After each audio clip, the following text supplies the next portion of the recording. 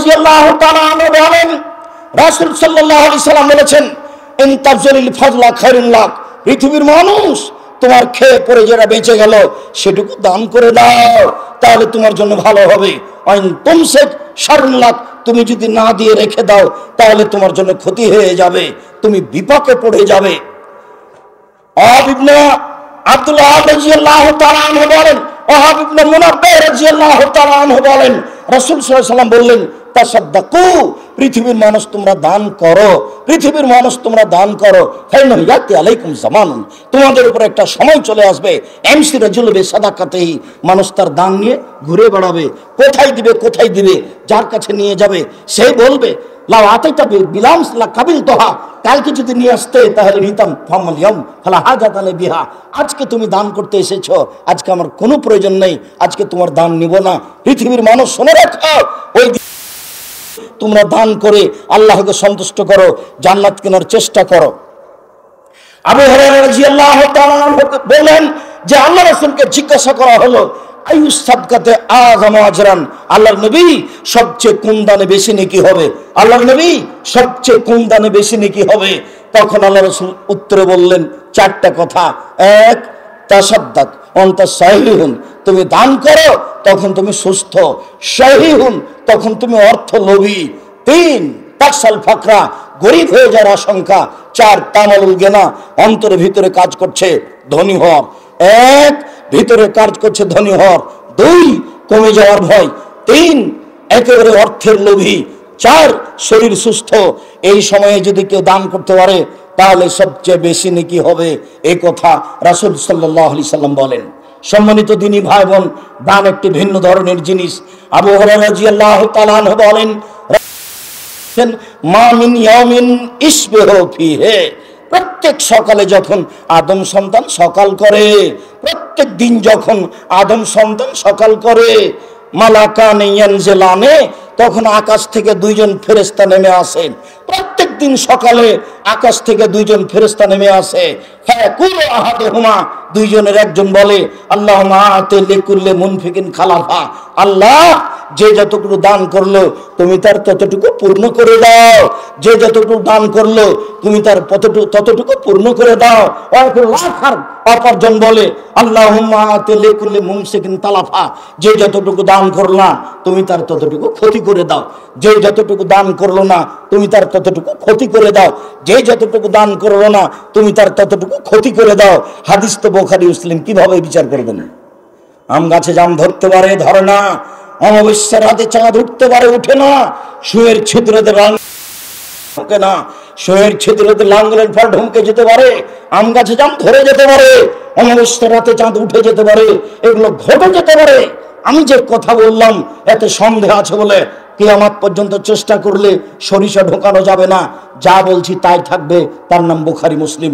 শুনুন, 10 টাকা দান করতে চেয়েছিলেন, করলেন না, এই 10 টাকা ক্ষতি হবেই হবে, হবেই হবে।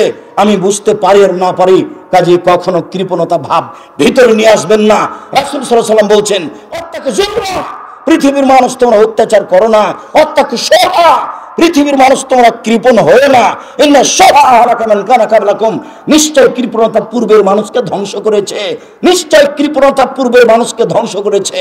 সালাসাতুন মুনজিয়াতুন, সালাসাতুন মুহলিকাতুন, 3টে জিনিসে মানুষ ধ্বংস হয়ে যায়, 3টে জিনিসে মানুষ ধ্বংস হয়ে যায়।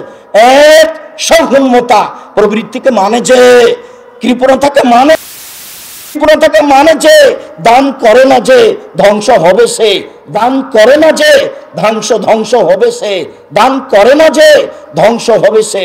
হ্যাঁ, মুত্তাবা, প্রবৃত্তিকে মানে যে ধ্বংস হবে সে, প্রবৃত্তিকে মানে যে ধ্বংস হবে সে, প্রবৃত্তিকে মানে যে ধ্বংস হবে সে। অয়েজবল মরে।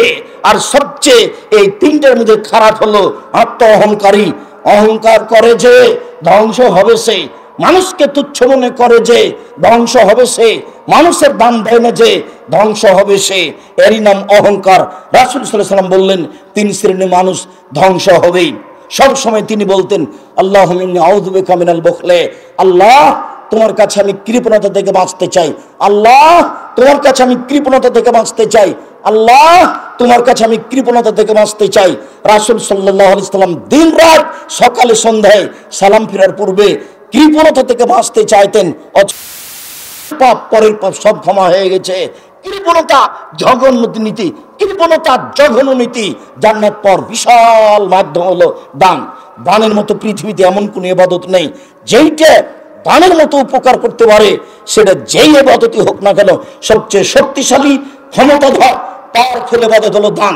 সম্মানিত দিনী ভাই বোন, আর দানের সবচেয়ে ভালো জায়গা হচ্ছে আপনার এই বেসরকারি কওমি সঠিক আকীদার প্রতিষ্ঠান। ফকির মিসকিন তো আছে, যেইটা সঠিক আকীদার প্রতিষ্ঠান দান করলেন, কিন্তু যে মসজিদে করলেন, যেই মক্তবে করলেন, ওই ছেলেরা বাড়ি বাড়ি কোরআন মাজিদ পড়ে, 10 জন 12 জন কোরআন মাজিদ পড়েছে, এবার ফিরে আসছে, তখন একজন আর একজনকে বলছে যে খাওয়া দাওয়া তো ভালোই হলো, তুই কতটুকু পড়েছিস? বলে আমি 1 পৃষ্ঠা পড়েছি।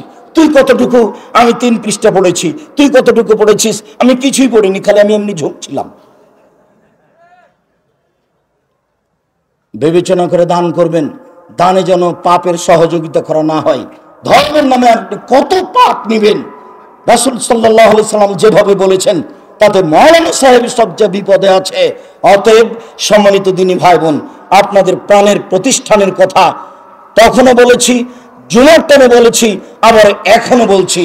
যারা এসব বক্তব্য পেশ করলো, যেই ছেলেটা আরবিতে বক্তব্য পেশ করলো, আমরা তো সবাই বুঝতে পারলাম না, অবাক হয়ে গেলাম তার উচ্চারণে।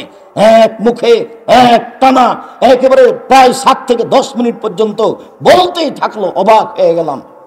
তার গতি এত সুন্দর, বলার হিসাবে এত একটু 19-20 হলো না, ছোট বাচ্চা আমাদের সামনে এইভাবে এসে তার বক্তব্য পেশ করলো। আর যারা ইংরেজিতে উপস্থাপনা করছে তাদের এই কণ্ঠ তো আমরা অবাক, মনে হচ্ছে যে এরা ব্রিটিশ কাউন্সিল থেকে লেখাপড়া করছে।